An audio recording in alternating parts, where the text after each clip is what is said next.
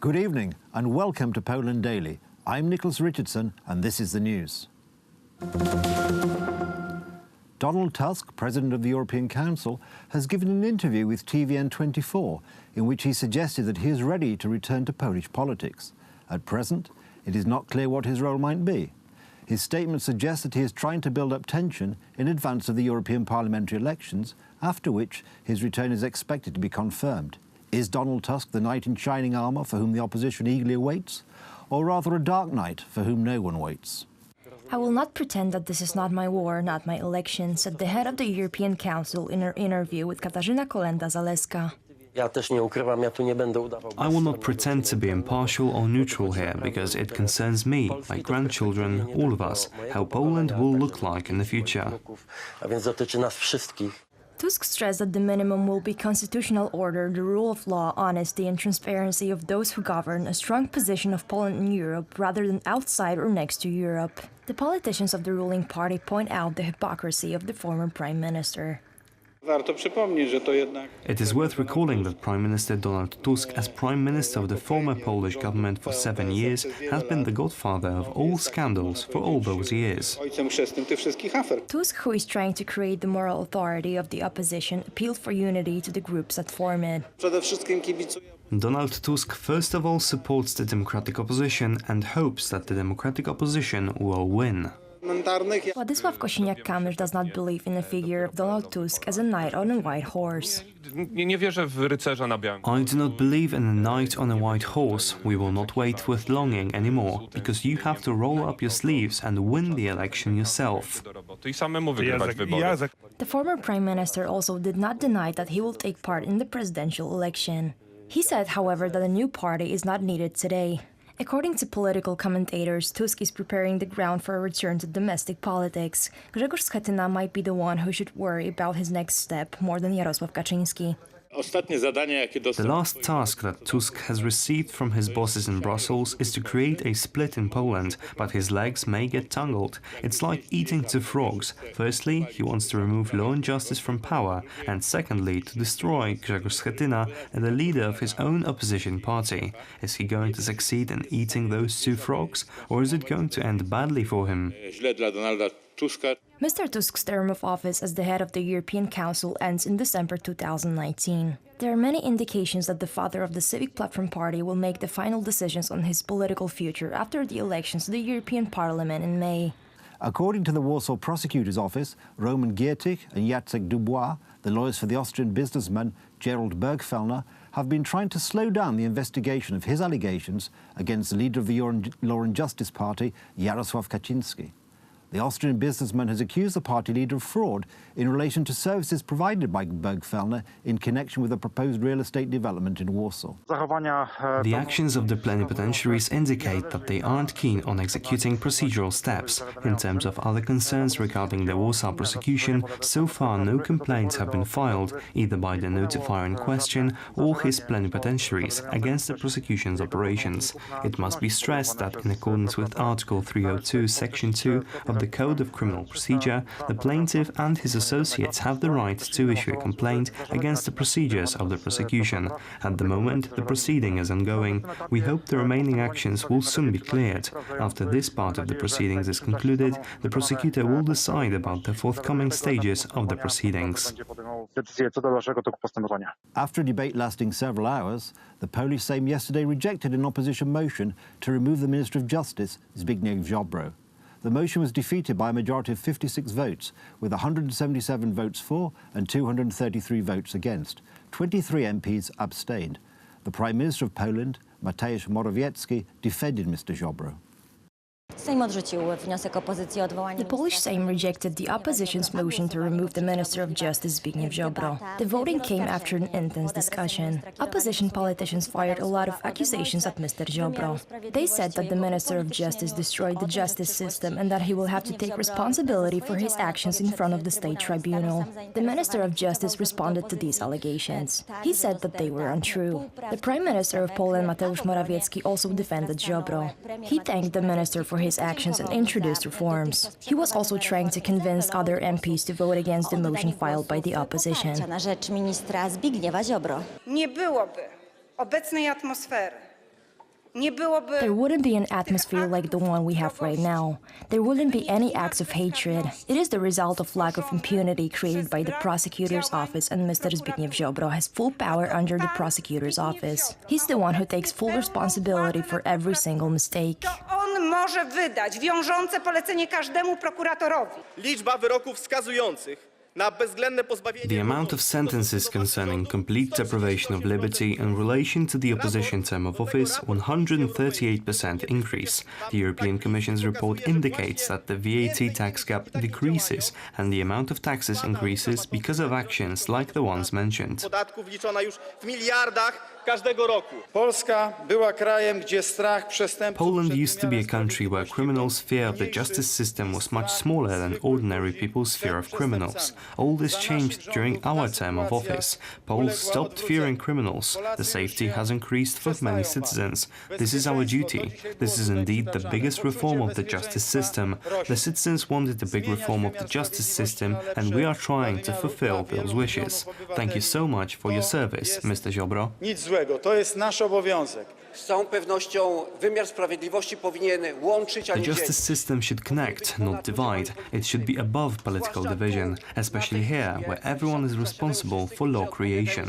But unfortunately, it's not happening, because the opposition did nothing for the 8 years of their term in office. You did nothing about the courts and the prosecutor's office, which should both serve the people and not those with big wallets and better lawyers. And we are doing it, and we are going to reform the justice system. Grube portfele i stać ich na najlepszych adwokatów. Za odwołaniem Zbigniewa Opposition politicians voted for the motion to remove the Minister of Justice. The ruling party voted against. The Cookies 15 movement decided to abstain. Today, the Civic Platform Party filed another motion on a vote of non-confidence for the Minister of Agriculture, Jan Krzysztof Ardanowski. According to them, the minister showed his lack of competence in relations to Polish beef and the illegal slaughter of cattle. kwestię polskiej wołowiny i nielegalnego uboju bydła. Dalia Grybauskaitė, the president of Lithuania, is visiting Warsaw. Her visit comes at a historically significant moment, as this year marks the 550th anniversary of the Union of Lublin, which established the Polish-Lithuanian Commonwealth. The Commonwealth lasted until the third partition of Poland in 1795, with Poland and Lithuania not becoming independent states again until 1918. As Dalia Grybauskaitė ends her second presidential term, the current visit to Warsaw can be treated as a farewell to her role as a head of state of Lithuania. To wieńczy nasze This grounds our requests aimed at strengthening regional security. It grounds our efforts to develop military cooperation as well as the implementation of economic projects and economic cooperation. Very important bilateral and European infrastructure projects are being developed. współpracy gospodarczej. Cieszę się ogromnie z tego, że ta współpraca Polish-Lithuanian cooperation in the recent period is great, and these relations are very good, and I hope that we will be able to deepen them. w tak wyraźny sposób się pogłębia. The bilateral meeting of presidents focused on issues of strategic partnership and cooperation in the field of defense. Several agreements concerning defense have been signed. Polscy piloci Polish pilots are now guarding Lithuanian skies under the Baltic Air Policing Framework, and their being present in this way also shows the common allied security guarantees that they represent and which we try to ensure for each other. sojusznicze gwarancje bezpieczeństwa. Although relations with Poland and Lithuania are close and friendly, this does not mean that there are no points of contention. The most important of these concerns the rights of the Polish minority in Lithuania. Wyraziłem nadzieję, że pisownia I expressed the hope that the spelling of names in their original Polish version and the spelling of Polish street names will be possible, that it will be legally allowed in Lithuania. zostanie ustawowo na Litwie dopuszczone. Mamy pewien protokół rozbieżności. We have a discrepancy report. I hope that it will be gradually filled with the right content. A start has already been made because a joint declaration was signed. We care about the things we have always cared about, which the Lithuanian side does not always agree to include the matter of noticing the Polish minority in Lithuania and the rights they deserve. Mniejszości polskiej na Litwie. On the second day of her visit to Poland, the Lithuanian president will meet Prime Minister Mateusz Morawiecki and will go on to Lublin, where she will visit together with President Duda and the President of Ukraine Petro Poroshenko the Lithuanian Polish-Ukrainian Brigade. That's the news. Thank you for watching. Stay with us for the weather, Poland Daily Business and more besides. But from me, it's have a good evening and a better tomorrow.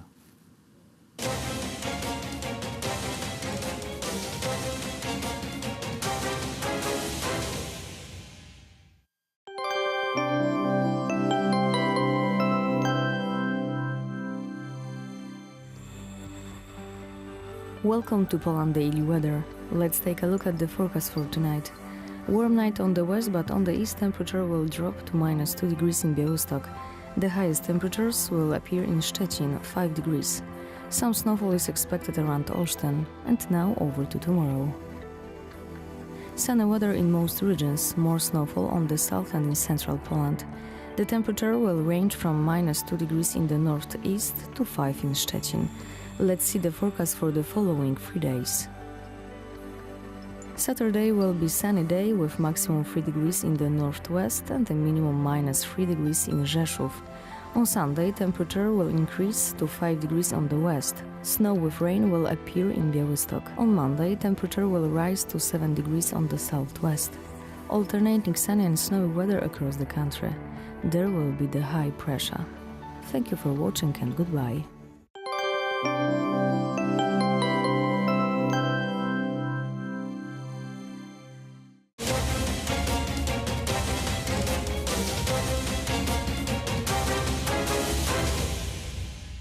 You're watching Poland Daily Business Edition. This time our guest is Jerzy Bielewicz, financial analyst. Sir, thank you very much for coming to our studio. Thank you. Welcome, sir. We'll talk about Belt and Road Initiative. That's Chinese idea of binding Far East and Europe, activating and energizing, so to speak, the vast area of Asia and promoting the growth in the East, but the Poland might be an important part of this initiative. Yeah, that's very important project for Poland. I just remind you that Poland was a part of old Silk Road in 16th century. It was Jagiellonian dynasty times in Poland. Poland was a superpower at that time, and part of it was commerce on the Silk Road. So we'd like to get back to this idea, and we'd like to be a major player on the Silk Road. Yet can we be a player in a situation when currently our trade imbalance with China is 13-1 in terms of money and production? We have 13 millions or billions of dollars of import from China versus 1 billion of products and services we sell to this country. The commercial exchange is bigger with the country which have high-tech sectors well developed. We are on our way there. We'd like to have a champion in high-tech. That's what Mateusz Morawiecki says, our Prime Minister. And good example is American Apple, which products of this company are put together in China. 80% of products, iPhones, are put together in China. And parts come from Japan, South Korea, but I would say that these profits are taken by the US company because it has this good brand and good name. Well, it's good that you mentioned Apple, because Poland also has Apple, and lots of them, because we are a huge producer of consumer apples for consumer market. The apples as apples, not the computers or brand of electronics. Yet our apples had problems this year to be exported to the markets like Kazakhstan and China. Question is, will our apples flow east when this Belt and Road Initiative will be produced, or otherwise we will buy Chinese apples? I would say that we need to produce apple concentrate and send juices and concentrates move to higher China. in the chain, in the value chain. And it's easier to move such a long distance from Poland to China. If we talk about food products, Polish food products, which are famous, the big barrier is the distance and the time needed to move the goods to China. Speaking about logistics, Poland is planning to build a huge airport between Warsaw, Łódź, Poznań, and Bydgoszcz. That's the central part of the country, and it will be called a central airport. Is it proper to see that investment, billions of dollars, as an element or chain in this long logistics way from China to Europe? Yes, exactly. Today we have big news. The American general, retired general Ben Hodges, who works right now in the Center for Strategic Analysis, and he prized this idea of central communication hub. He said that it's good for military, it's good for geopolitical situation, stability in the region, and it's obviously good for commerce and exchange of goods with, for example, China.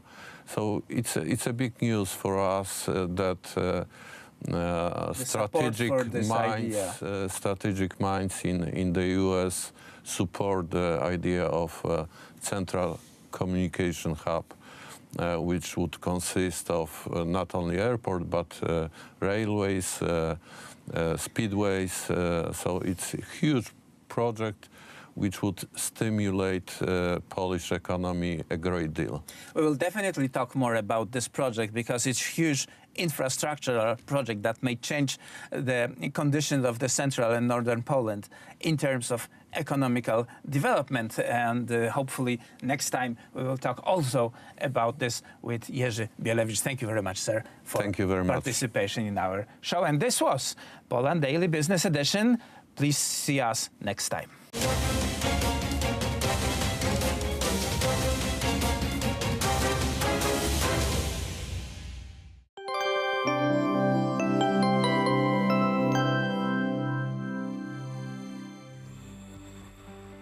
Welcome back to Poland Daily Weather. Let's take a look at the forecast for tomorrow.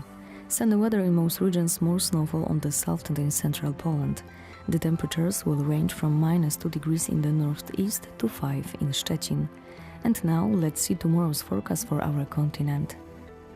In Scandinavia, temperature will drop to -3 degrees in Oslo and Stockholm and 2 in Helsinki.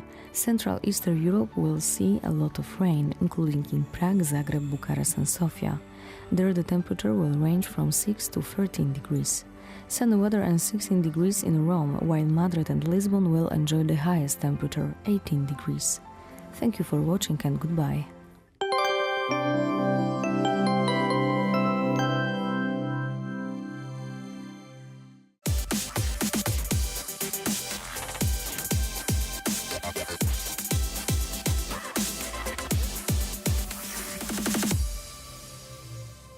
On today's episode of Poland Daily Culture, we are going to give you an insight into a foreign perspective living in Poland.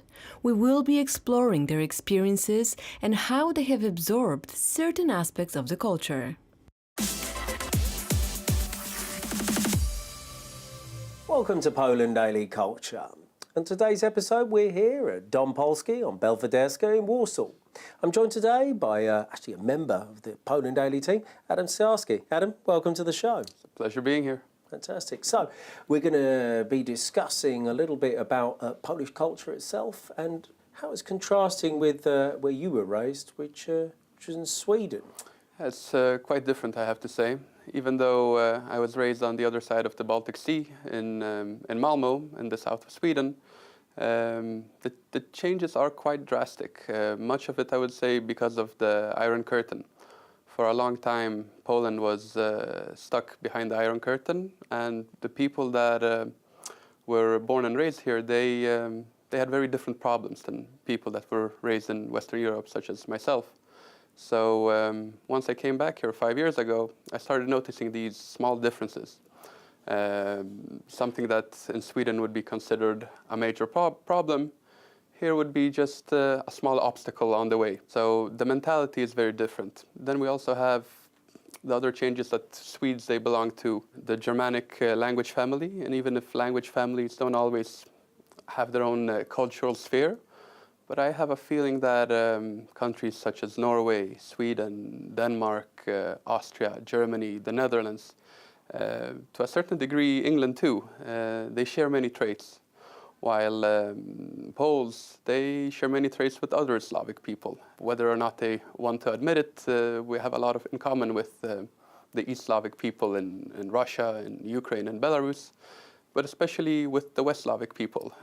Other Czechs, Slovaks, Hungarians aren't Slavic, but they've been in a sea of Slavs, so I would say that they have adopted much of Slavic culture anyway. So yes, because of these two things, I feel that the culture is quite different, but on the other hand, we still belong to the European civilization, so there are also many aspects that are very, very similar. So it's very interesting to explore these differences and similarities. Indeed. So how is it that you think the Swedish people and the Polish people perceive and perhaps promote, in a way, their own culture? I'm thinking sort of not just pop culture, but sort of higher culture, so across the board, in fact, music, theatre, film. When it comes to embracing your own culture, then I would say that the Poles are superior in this aspect. Poles are very proud people. And because we were partitioned for a long period of time, then we had World War II, communism, Poles feel that they always have to struggle to defend their culture. While in Sweden, it's an obvious thing that the Swedes, they don't really think about it. There's nothing to protect. They adopt foreign influences that they like, and it's very easy for them to replace certain aspects of their culture. If there is a new trend, you can expect the Swedes to be the first ones to adopt it. While in Poland, changes also occur, but it's more gradual. It takes time. There is a certain conservatism here that is lacking in Sweden. Is there an element of Polish culture which you've kind of embraced perhaps more than any other? Well, when it comes to Polish culture, I would say that I'm a fan of the classics. Being brought up in Sweden, I didn't really read much of the classics that young Polish kids would read. So the things that kids here would read when they are 11, 12, 13, 14 is something that I discovered quite late, maybe when I was around 19, 20, 21. So I'm still making up for lost time, so to say. So I have my hands busy with reading the most basic books, anything by authors such as Sienkiewicz, for example. Also, something that is quite new to me is Polish poetry. It's something I never really read before, and it's a new field that I'm starting to discover. It's something that in the last 2-3 years have started interesting me. And again, here it's a completely new world. Many of these poems, which are very famous in Poland, are poems that I'm reading for the first time. For example, Zbigniew Herbert is one of the most embraced poets of recent times here in Poland. I had heard his name growing up, but I had never read any of his works. So I would say that these are the things that interest me at the moment. Is there any part of kind of more modern Polish culture which has kind of captured your imagination? Well, when it comes to television, many people would say that it's quite kitsch, but I like these soap operas. For example, lately we have a show called Korona Królów, or The Crown of Kings, which is a show about, you could call it something like West Wing or House of Cards, but set in a 14th century at the royal court in Krakow. Of course, it's not as a professional of a production as the American shows, but I enjoy it. Yeah. All right, nice. So, how does that show kind of contrast to some? I mean, you said that it's maybe not as professional, and probably the budget's not the same. Absolutely so, how does that contrast? Does it differ in some way with the kind of, I don't know, the values or what they promote or self-perception in comparison with either the Americans or the Swedes? Yeah, I would say that these shows, they don't take themselves as seriously as the American shows, which sometimes maybe isn't that good. It could be better if they were a bit more professional about it. But at the same time, you have to accept it for what it is. They won't have the budget that the American shows would have. They just have to run with it.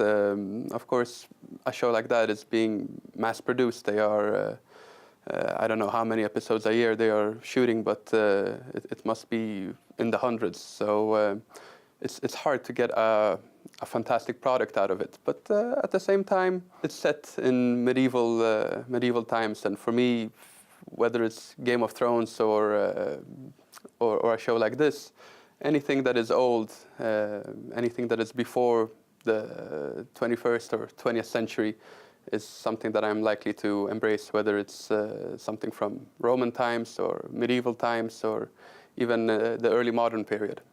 Yeah, and do you have a sense as well that maybe Swedes have slightly lost a sense of their history in comparison to Poland? This is just something which I vaguely pick up on.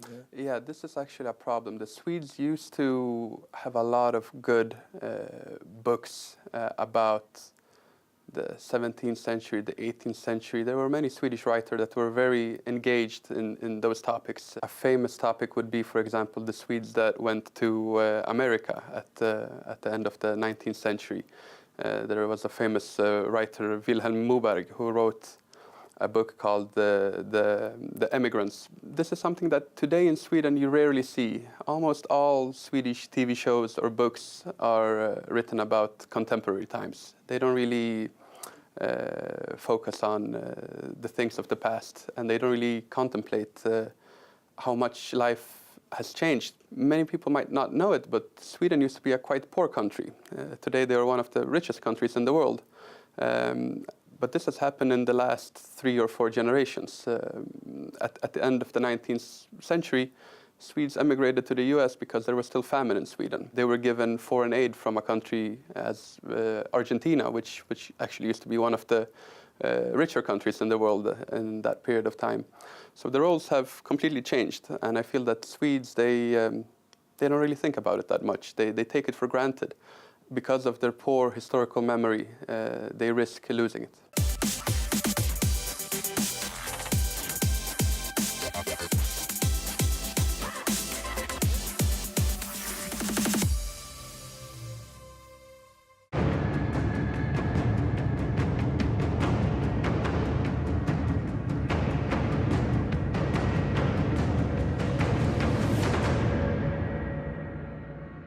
Ladies and gentlemen, welcome to Poland Daily History. Today, we are visiting a manor house in Gałki to learn the history and the functionings of a manor house owned by Polish nobility. We will speak to the owner of this very manor house, Waldemar Gujski, about the history of Polish manor houses. The manor house of Szlachta, or the Polish nobility, served as a center for Polish culture throughout centuries. And during times of war and the partition of the nation, it also functioned as a bastion of freedom.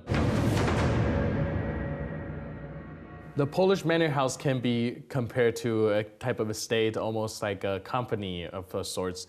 And from what I know, it is really labor intensive. A lot of people found their jobs here. And how would that look like? Przy dworze zawsze był folwark. There was always a folwark next to the manor house. It was a microeconomy unto itself. In its essence, a folwark was supposed to be self-sufficient. The peasants produced everything within their means. Zwierzęta i mięso, i skóry. The meat, animals, leather, food, and also clothes. The items they could not obtain themselves, they bought in the cities. Zbytkowe, czy takich, których nie byli w stanie wyprodukować, jeździli do miasta, czyli folwark. Folwarks had their own distilleries, breweries. That's because grain was the backbone of the Polish economy in the 16th century. It is estimated that Polish grain accounted for half of the European supply. Europy, powiedzmy, i polskie zboże było sprawiane Wisłą do Gdańska. It was transported via the Vistula River all the way to the port in Gdańsk, and from there it was shipped all over Western Europe. Later, during the partitions, the noblemen lost their positions as Poland lost its sovereignty. However, the presumption was clear. Folwark was intended to be self-sufficient. You would only buy those items which could not be produced internally. Sami w stanie nie jesteśmy wyprodukować w istocie. What is the relationship like between the lord and the peasants or their workers, and who is in charge of organization of all the works? No na początku to była pańszczyzna oczywiście i to polegało na tym, że chłop musiał pracować. In the beginning, the peasants had to tend to their landlord's land for as many as 6 days a week for free. Later, peasants were emancipated by the petitioning powers because there was no Polish state or legislatures to speak of. Właściwie nie było państwa polskiego, w związku z tym władza polska nie mogła ich chłopów uwłaszczyć. That brought a beginning to a more capitalist attitude of the peasants instead of feudal. The peasants received their own land and they could spread their time of work between tending to their own farms and working the folwarks, for which they received payment. Działki nadania chłopi, to wtedy oczywiście musieli pracować, u siebie pracowali, a potem pracowali również w folwarku. Those who worked in both, apart from earning money, received part of their allowance in the form of the products they created, which could have been wood, grain or otherwise. Jeszcze trzeba powiedzieć o bardzo ważnej rzeczy, bo jedną z części tej gospodarki folwarcznej były... One of the pillars of the folwark economy were fish ponds. Sometimes they were as big as hundreds of acres, and the fishing microeconomy was essential for the landowners. Gospodarka rybna była także bardzo istotną częścią gospodarki. Sweetwater fish were being sold, while the peasants ate salty herrings. Fishing was a crucial part of the folwarks. Speaking of the relationships between the landowners and their subordinate peasants, they usually left much to be desired. There was a lot of distance between the two sides. The disproportion was substantial. A włościanami, no to one rzeczywiście zdarzało się, że pozostawały bardzo wiele do życzenia. Marriages between the two groups were considered a misalliance, something completely frowned upon. However, in the region of Greater Poland, after the peasants were emancipated in the 19th century, noblemen treated peasants on a more friendly, partner-like basis. Po uwłaszczeniu w XIX wieku to szlachcic that differed among the various areas of Poland divided by partitions. In the eastern borderlands, that distance remained in place, and the gap between the two groups never shrunk. It is worth mentioning that in that area, peasants were to a large extent Ruthenian.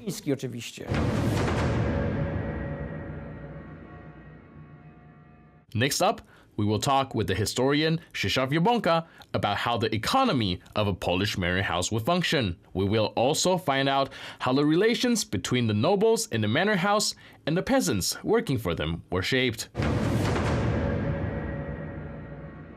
The Polish manor house used to be the center of economics in the Polish country life. So I was wondering if you can elaborate on how money was made, how it turned a profit, and what are the relationships between the Polish noblemen and the common folks. Trzeba pamiętać, że stosunki ekonomiczne na wsiach polskich. It must be noted that the economic relations in the Polish countryside are a continuation of the medieval times. Back then, only two factors were relevant: how to survive and how to stay away from hunger. This is how people used to organize their lives, and that is also when a great increase in population as well as in the management of wastelands happened. Nieużytków. Czasy renesansu, kiedy kształtują... Renaissance was a time when the relationship between the noblemen, who just recently transformed from the caste of knights, and the peasants changed and became characterized by one specific feature. Kmieciami, jak ich nazywano, cechuje jedna podstawowa rzecz. Mianowicie podział. And that was the division of the manors. One was the countryside, the farms, and the other, common one, known as the folwark. Poszczególni chłopi i wspólny obszar zwany folwarkiem. Folwark z niemieckiego. The word came from German and it meant an area directly subordinate to a nobleman. Why did this change happen so quickly? That was the result of the discovery of America. Dlaczego tak szybko się to przekształciło? Otóż wpływ na to miało odkrycie Ameryki i ogromny popyt na zboże, which brought a huge demand for grain, wood, as well as for pine tar. In order to collect all those materials, one needed to have a lot of working hands. Therefore, the knights left their castles and became noblemen. stając się szlachtą, przenosząc się z zamków do dworów, zamieniało wcześniejsze powinności, które płacono na zamku, na czas pracy. Then they took the people who used to tend to the castle and instead gave them days of work on the farms. First it was a couple of days, then over a dozen, and by the end it became so preposterous that peasants had to work 6 days a week on the land of their Wtedy lord. Kościół stanął w obronie chłopów i wprowadzono w Polsce 150 świąt. That is when the church came to peasants' defense and introduced 150 holidays in Poland, which successfully dissolved the pressure which laid on the peasants who had no time to work on their own fields. System patronatu. Nie tylko chłopi byli zobowiązani do pańszczyzny. The second, very important issue was the patronage system. It was not a one-way commitment. The noblemen had to care for the peasants that worked for them. Nigdy nie mógł być, jak w Rosji, sprzedany.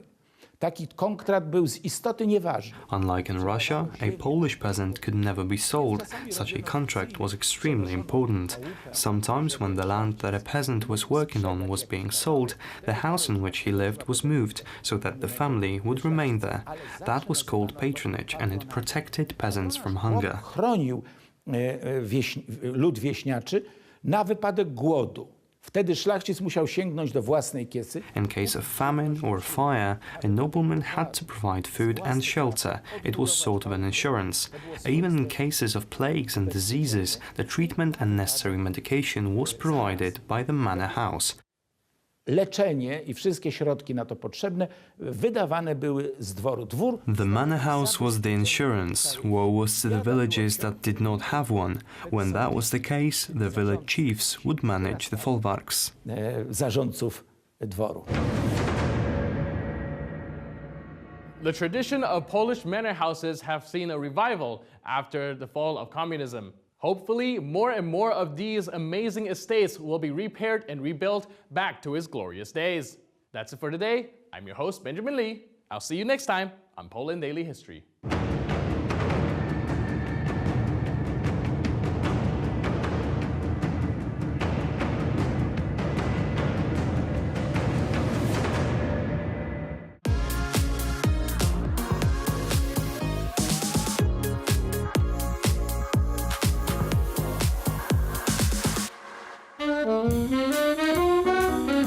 Hello and welcome to Poland Daily Travel. Once again, we are on the royal route where we trip the light fantastic, checking out the most important sites along perhaps the most fabulous boulevard in the entire country of Poland. Yes, we'll be coming to you from the humidor room in the beautiful Raffles Europejski Hotel, newly refurbished and opened in 2017. This is one of the premier hotels not only in Poland, but in Europe itself. After leaving the Raffles Europejski, we'll head to the Royal Route, where we'll continue our walk, which started in the cathedral in the Old Town and continues today up to Nowy Świat. That is not just today, but the next several days we'll be on the Royal Route, and we'll be showing you all the ins and outs and what's important to know. It's an exciting trip. Poland Daily Travel, the best travel reporting about Warsaw that you've ever seen. Stay tuned. We're here at the Raffles Europejski Hotel in downtown Warsaw, and you can see right here, it's got, count them, 5 stars. Must be a good hotel. Well, we're going to go in and find out. They've been very kind enough to dedicate one of their best rooms, the humidor room, for me to sit down and have a conversation with Artur Górniewski. So stick with us on Poland Daily Travel and see one of the great hotels in Poland and in Europe, actually.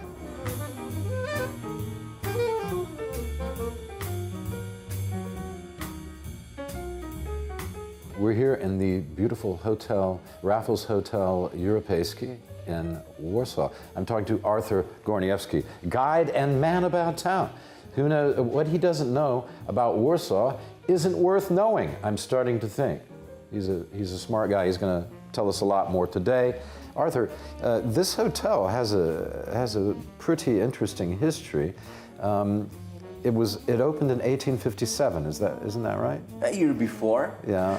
But previously, let's start from the beginning. 17th century mansion of Janoborski is sold to Ogiński family, who construct their palace in here, and then there was a palace here. Exactly. Yeah. We are next to the royal route. Polish aristocracy of that time wanted to live next to the area where kings were hanging around. Right. So and who can blame them? Exactly. That's where you want to be. You want to be where the kings are. Exactly. Yeah. And then it became very popular when particular family was buying a piece of land and then constructing their mansion, a house in here. Then this house was called of their surname. So we are having Lubomirski Palace, Koniec Polski Palace, and then we are having Ogiński Palace. There were a few of Ogiński palaces in the area. And then it was sold to Fryderyk Gerlach, who decided to organize a hotel in here. Okay. When was this? So that's 18th century. And then the idea of developing a hotel thing in here got to the point that Henryk Marconi got involved into construction of Polish biggest hotel. What, there was going to be the biggest hotel here. Yeah? Exactly. And he was an Italian architect, is that right? Exactly. Yeah. And he's involved in many important constructions in Warsaw, in Poland, in Radom, the city hall, and also Polish aristocracy along constructs their houses, palaces along the royal route using his help. Another important architect of these days, Antonio Corazzi, who's involved, for instance, in our national opera. Polish National Opera opened in 1833, right just one block away from here. Yeah, the opera's very close. The great theater. It's right in here, actually. Yeah. And 3 or 4 minutes. Yeah. If I'm walking very slowly, having a cigar and whiskey on the way, but absolutely. You can't do that in the street. Yes, we can do it at the street. We can drink whiskey in the street? That was just a smooth metaphor. Okay. And you're not suggesting we should. Okay. No suggestions in here. No. I'm not against it. Unless you already woke up. I already woke up. Okay. Yeah, but I thought, okay, but you said whiskey, and we're not in Scotland. It should be vodka, shouldn't it? Yes, angel shares too big in here, so vodka made of wheat is our traditional drink. It's a 15th century tradition. Poland has very fertile soils. We are having a big food crop, wheat production in here. So what to do with it? Let's start exporting it. Let's export it to Scandinavia. Let's export it to ports in Scandinavia or the Netherlands. And then let's consume it ourselves in here. And very popular to be produced by Jewish families who were renting a piece of land, were having big crop production. So when you were visiting a village with majority of Jewish families over there, it was very popular to be given one hand for shalom as a visitor and the second hand with a glass of vodka. That was the way of Polish so I was hello. right. So we should be getting a glass of vodka. Okay, we'll be right back. We'll talk about some of the history of the hotel. Stay with us.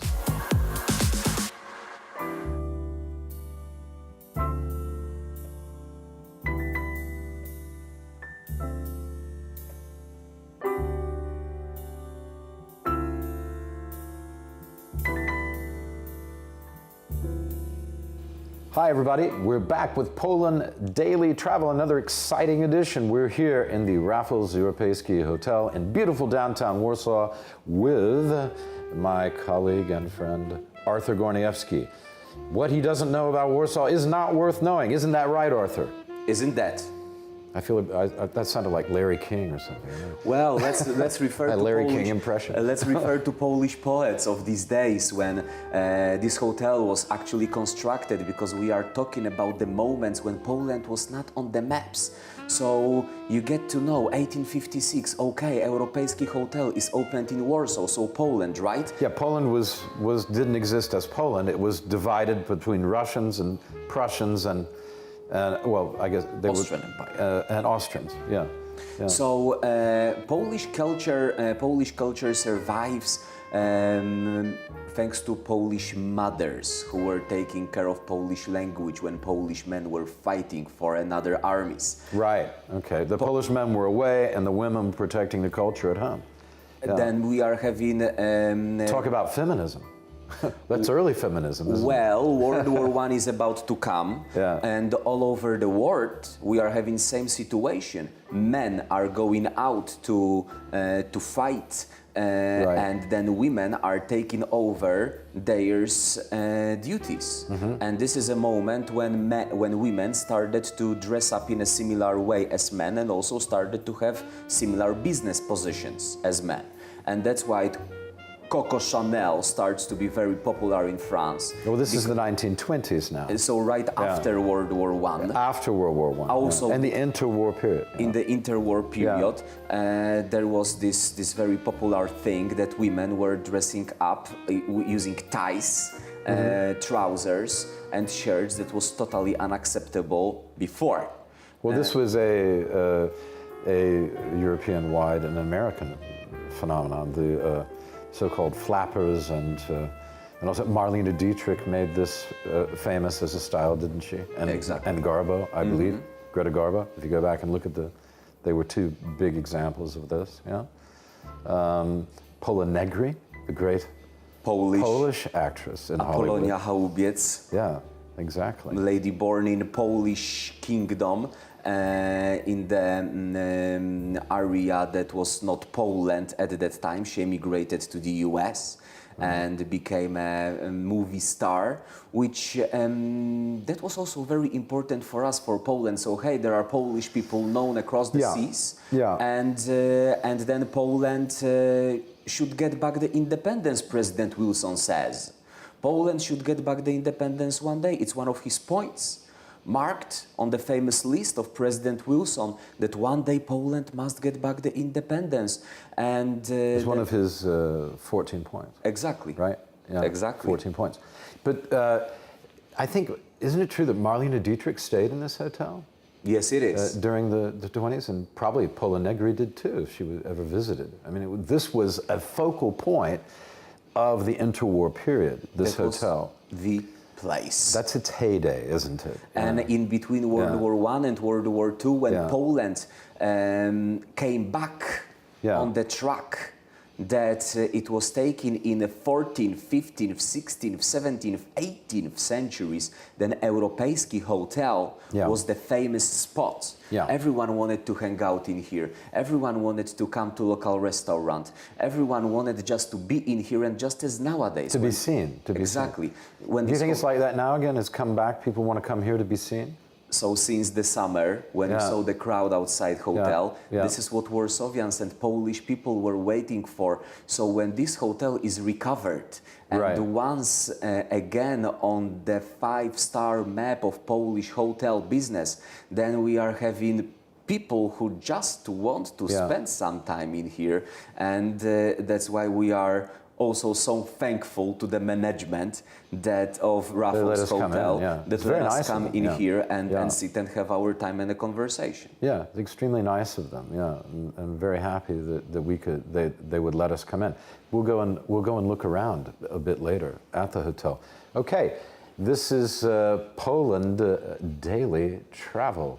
We'll be right back with more exciting stuff from the humidor room in the Raffles Europejski Hotel. It's kind of nice here. Don't you think, Arthur? Yes, indeed.